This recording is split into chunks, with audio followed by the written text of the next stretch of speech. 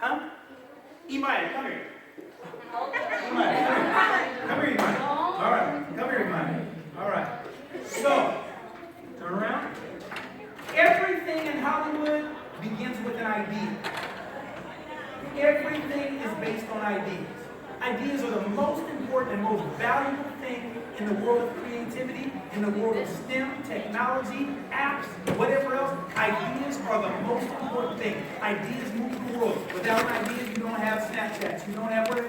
You don't have anything without an idea. An idea is the most important thing. Okay? So she's going to be our idea person. And she wants to make a movie about what?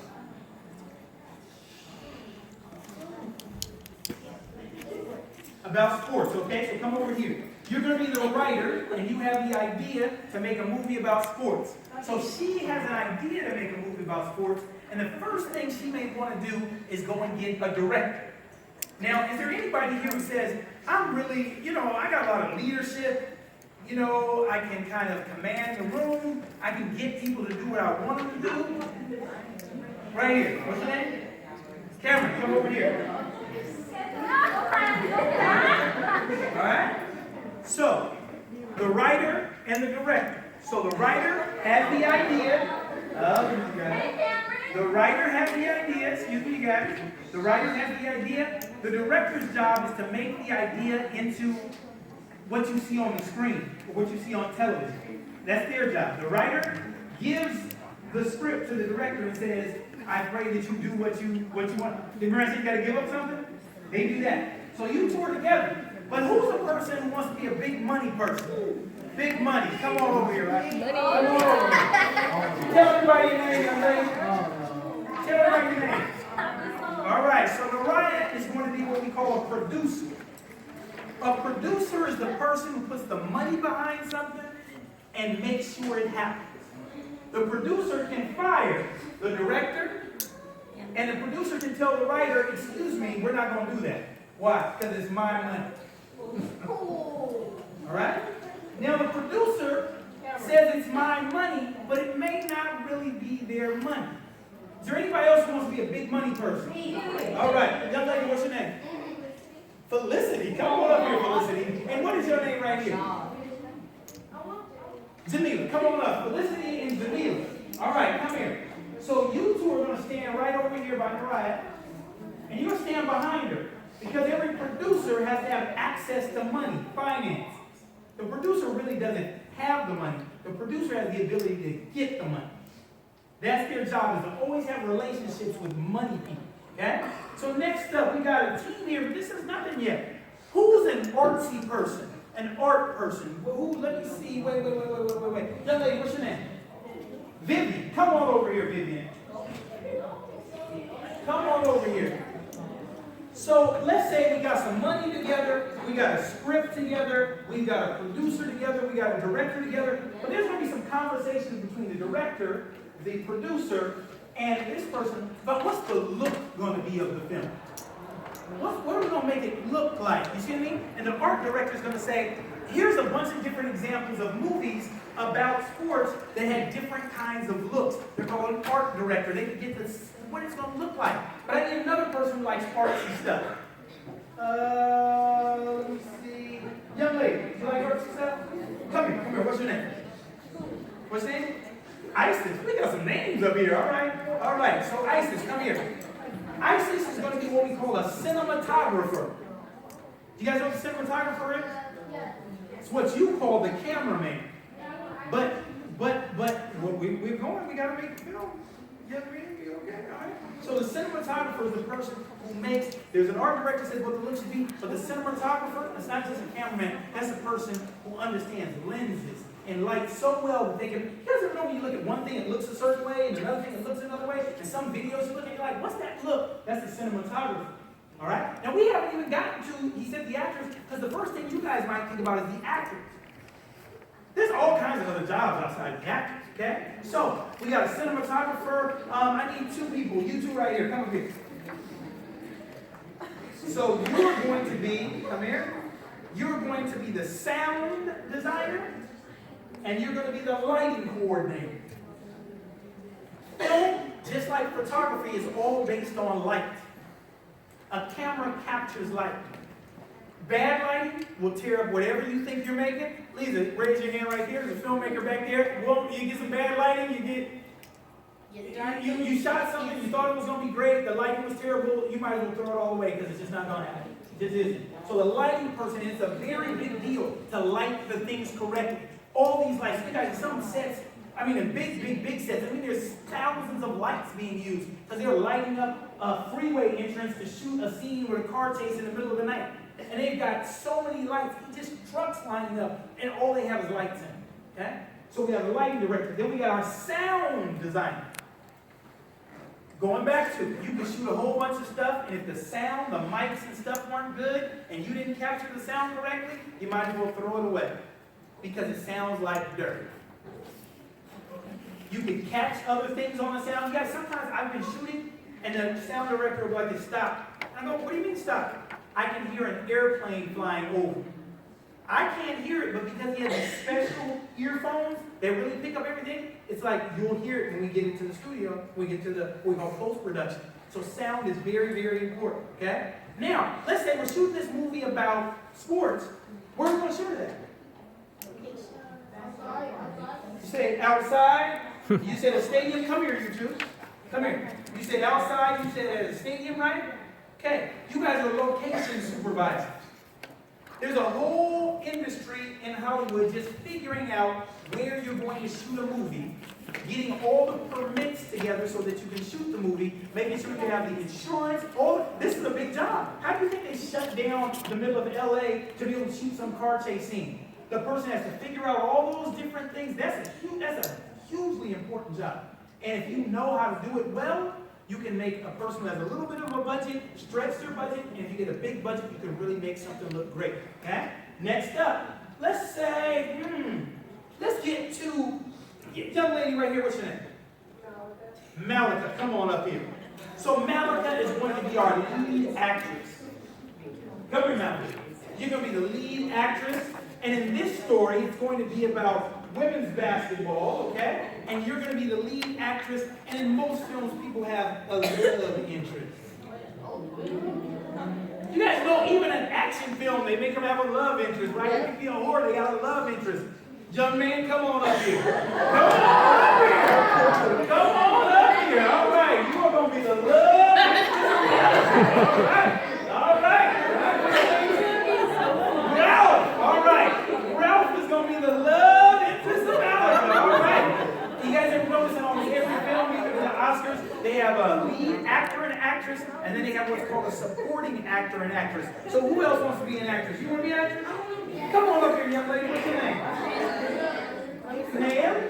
You guys have some names. All right? Nobody in here is named Joyce. Come on up here. All right? And then we need another supporting actor. Guy. Come on up here, young man. All right. Come on over here. Come on over here. All right. All right. Man, look at all this, right? Now, let's say we shoot the film. Everything happens well with the film. Oh, we forgot about something. Come on up here. Oh, yes, come on up here. We need a wardrobe person. There you go. We need another one going up here because you do two things when you shoot a film. You got to understand, what does the look like in terms of clothes? If it was in 1970, what should the uniforms look like? What should it be? How do people are convinced that their hairstyles are correct? Everything else. And then there's also a person who makes wardrobe. Okay? Yeah. Huh? Okay. Yes, we put another person. Young lady, go right up here. You'll be a designer too. You guys know they have a person called a stylist. Yep. And a stylist's job is just to go like this. Dr. Walker, move your hair exactly right there. Oh, no. And look at the thing, and they look in and says, does that look right? Or does that suit look right on you? Does that hairstyle look right on you? Does that dress look right on you? Because you may think it looks good, but on the camera, oh, no, that's not good for you. You need another look. Oh, come on up, young lady, come on up. You guys get where I'm coming from? We need a makeup artist, right? Makeup artist, you guys, I'm telling you, when you get to Hollywood, remember I told you about figuring out I don't know, it's all fake, right? You get to Hollywood, you see people who you see in a movie, and you see them real, and you go, whoa, That isn't what you look like on TV. Meaning they look very different because of makeup. Alright? They also can make people look very different because of camera angles. So, you guys know this guy Tom Cruise? Yeah, he's Tom Cruise in lots of movies. Tom Cruise is about my height. But when he's in a movie, he doesn't look like he's my height. Because the camera angles are shot to make him look powerful and in a way in which the other people he's looking down on. That's all about smoke and mirrors and stuff like that. So we got wardrobe, we got makeup, we got lighting, we got sound, we got a cinematographer, we got an art designer, we got finance, we got a producer, we got a director, we got an idea, we got all this stuff. But guess what else we need, you guys? Editors.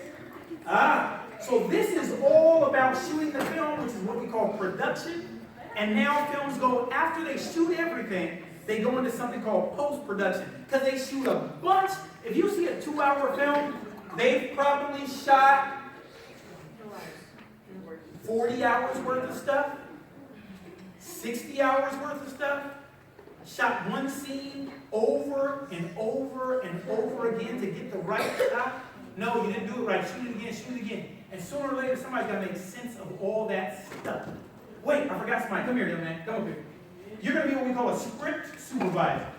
This is a person who says, this is the script they wrote. Mr. Director, you need to be on the right page and the right way and the right stuff and everything else. Go on over here. These are all jobs, you guys. These are all jobs. Next up, we get a person, we got to go to post-production. The most important person in post-production starts off as the editor. So I want you two to be an editor. Because we're making a big film, so we're going to have an editor, a first and second editor, an editor and an assistant editor. So we got 2 of them right there.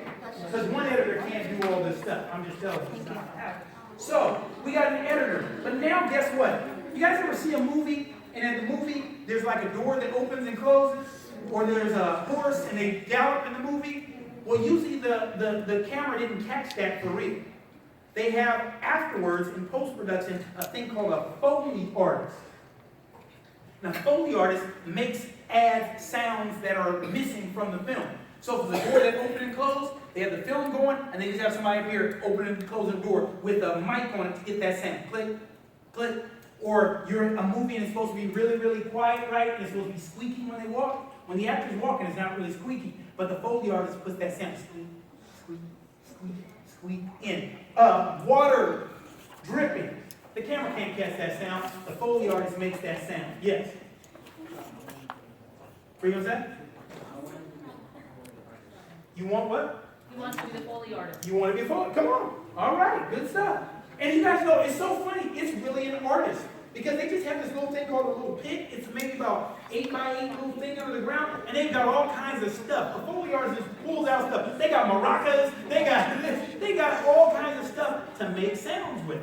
Okay? So we got an editor, a Foley artist. We got, now, any guys really love music? Yes. We're going to have 2 kinds of music. You two right here, come on up. Right here and right here. Come on up. Yes, right here. You guys are going to make what we call the score to the music, to the film.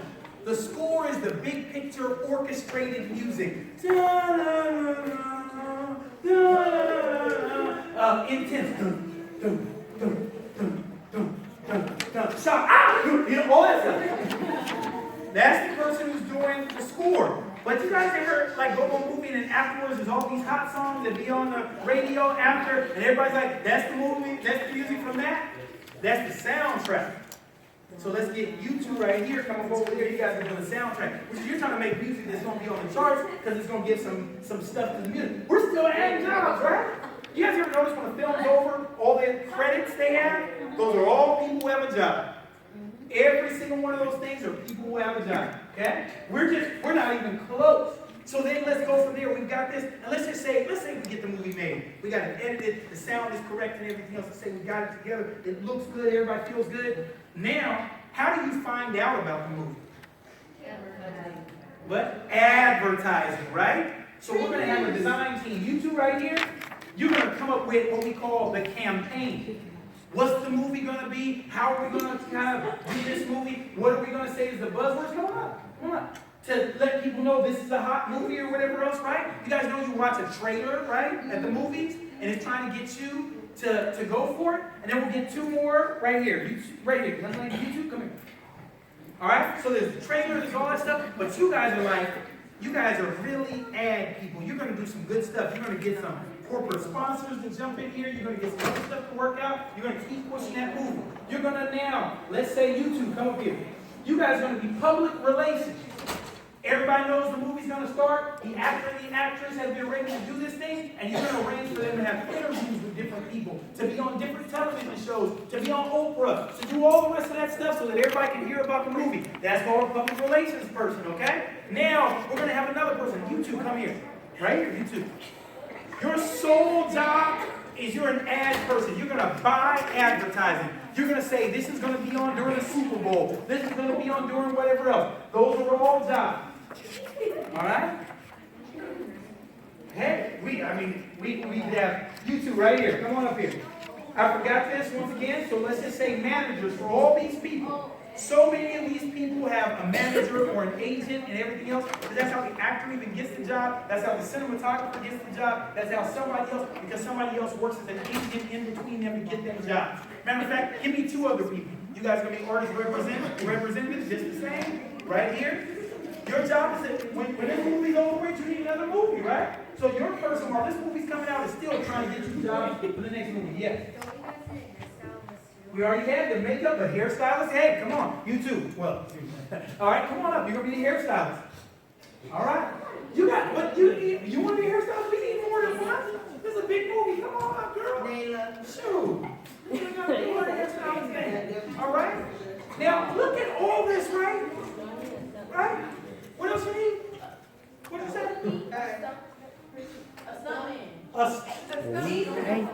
Get up, stop. I forgot. Listen, go on. Listen, if you're an athletic type person, you are into being fit and everything else. That's a great job for people, is being a stunt person, right? That's a job. I got a friend who's been a stuntman for like 30 years. He has all kinds of crazy, become an Oscar as a stunt person, all that kind of stuff. And he just stays in shape. He knows the techniques, and just about every movie needs one. Alright? So, just think about all these things. Now, you two right here, you're going to be the head of our social media. Come on out. You guys know any movie comes out now, you got to have Twitter and Snapchat and this and Instagram, and they got to make sure you guys are on board. You guys, I got a friend, she's only 19 years old, a kid I work with. She makes over $70,000 being the social media manager for Macy's. Reason. She lives her life with 3 phones. How many of you guys like being on the phone and stuff? She has 3 phones at any given time. She is monitoring. We're down right here. But she monitors every bit of good social media that comes through from Macy's. Everything bad she takes off, she has to respond. Everything. And her job, because those old people don't know anything about them. And only young people do. And she literally makes $70,000 just sitting there with her phone all day long. So, we're about to end, but I want you guys to understand all the different careers, right? You don't have to just be the actor or actress. You can have a job that pays really well, that is stable, being in the industry, doing any one of these jobs, and hundreds of other jobs I didn't even talk about. Forgot the catering company. While all this is going on, everybody's getting fed the whole time. And the company that makes sure everybody gets fed, they call it catering, they call it craft services. That's a whole other business and everything else. And you guys, when you're here in LA, you can see it. They'll be doing a shoot, and they have a whole thing as big as this setup with food, because the actors are just coming in and eating for free, and all that kind of stuff. This is in LA, but any kind of, yeah, home is LA. But look around, you guys. So when you're thinking about what you want to do with your life, I know sometimes your parents may say, don't do anything artistic because it doesn't pay. When you can talk about a real job that you could have and begin to learn what it takes to be successful in that job, you're already ahead of the curve. Most people don't figure it out till much later. So there are all kinds of careers in arts and entertainment that are out there. This was just us thinking about one movie. One movie. So think about it as a career. Think about it. Be open to the possibility that it could happen for you. Does anybody have any questions? Anybody have any questions? Any questions? But look around, you guys, and remember they talked about it's all relation. Meaning, when I make a movie, I call somebody I know, who calls another person they know, who calls another person they know who does lights, who calls another person they know who does sound, who calls another person they know. They don't just go on the internet and find it. It's all relation, yes. She said, how long does it take to get all of this done? Just so you guys know, shooting a movie, what we call production, is actually the shortest time period. The longest is what we call pre-production, which is trying to figure it out, what you're going to do, so you don't waste your money, all right? And then the really longest is what we call post-production, taking all those hours of stuff, putting them together, and being satisfied with what comes out at the end. You can put it together, but you got to be satisfied with it. And as an artist, you can look at it 1,000,000 times and never be satisfied, and it will keep going forever because you never say it's over, right? But that's where the money goes in. You can shoot something that's basic, and if you have great post-production, it can make it look a whole lot better. You can pretty up some stuff, you know, and the story is still important, right? So all this, where's the person who started with the story? Right there. All this came from one person's idea. One person's idea gave all these people a job. It all depends. If you're in the entertainment industry, it's all about results. So if you write a film, the first one you write, you may sign a deal and get $20,000 for it. And that may be it. But then the film gets made into a movie. The movie then, you get a percentage, the movie then becomes and wins an Oscar. The next time you write a script, guess how much you're charging? A whole lot of money. Because you're now an Oscar winning or an Emmy winning or a recognized or a successful, or now your name is tied to that. Now, your first time is hard to get in. That's why people give up so much, because they just want to get in. But if you can maintain enough of yourself, then when you get in, you can have enough to go for the next time. Yes, right here. How much would the person that put all the money to? The person who puts all the money to it, depending on the size of the film, there's some films that may be, let's say, made for $2 million, but they go out and gross $40 million. That person has a huge return because they risked at that time. They may have written in that they get 50% of everything after because they put the money in. There's also a big risk because some movies don't make it out. Yep. Some of the money go like to then how would the rest of the money? They all get paid because when that person, when we start off in this room, that finance person, somebody was supposed to get a budget together and say to shoot this movie, it's going to be let's say $2 million. And because I was going to pay you, all the rest of you people. So that was the money, you got paid from that. The real money comes when somebody's able to say, I have a percentage of that film. Like I own a piece of it. So if it does become a really big film, I own a piece of it. Just give you one quick one. You guys know what Ice Cube is, right? So you guys all know the movie Friday. So Ice Cube took about $80,000 he had from not really getting paid in the record industry. I mean, literally, he got really done wrong. But he took about $80,000 that he had from that. He went out and said he's going to shoot a movie on one corner. You guys know on the movie Friday, they don't go any place with that neighborhood, right? He took himself as the actor, so he didn't have to pay for it. He took an actor nobody knew at the time, a comedian named Chris Tucker. He went out and found a few other people, and he shot a movie in about 7 days. He spent about $100,000 on that film. That film, Friday, and the films that it has come from, have made something like $500 million. That's a perfect, that have made something like $500 million. And he owns a huge percentage of that because he used almost all his own money in the beginning.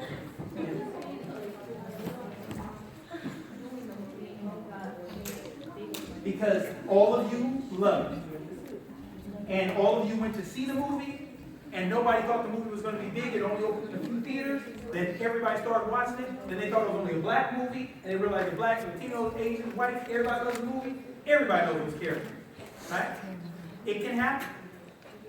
Okay? Anybody else questions? Time to do this, you guys. All right? Thank you guys so very much for coming out.